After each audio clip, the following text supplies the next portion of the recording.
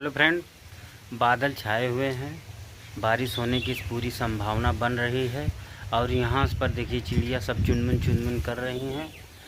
इनका भोजन रख दिया गया है वहाँ पर और ये सब आनंद उठा रही हैं और हवा चल रही है। देखिए ये जंगल एकदम से खुरखुर खुरखुर कर रहा है और ये देखिए जंगल में पूरा अंधेरा सा दिख रहा है। आप लोग देख सकते हैं, देखिए हवाएं कितनी ठंडी ठंडी चल रही हैं। ये मेरे छत पर से कुछ नज़ारा इस तरह से दिख रहा है। ये गांव का दृश्य है, बहुत ही खूबसूरत लगता है। जो लोग शहर में रहते हैं वो लोग इतनी खुली हवा नहीं पाते हैं। शहर से बाहर ही निकलना पड़ता है, तभी उन लोगों को किसी प्रकार की कोई हवा, खुली हवा मिलती है।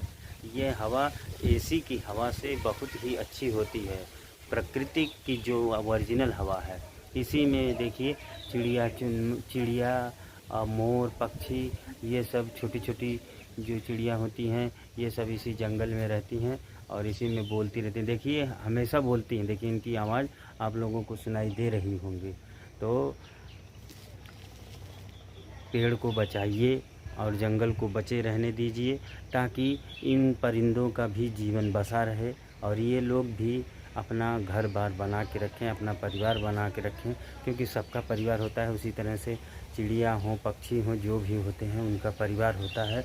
हम किसी पेड़ को जड़ से काट देते हैं तो क्या पता चलता है कि उसके कितने परिंदे रहते हैं, कितनी चिड़िया रहती हैं, कितने लोगों को उससे छांव मिलता है और वो सब ख़त्म हो जाता है। तो हमें जंगल की सुरक्षा करते रहना चाहिए।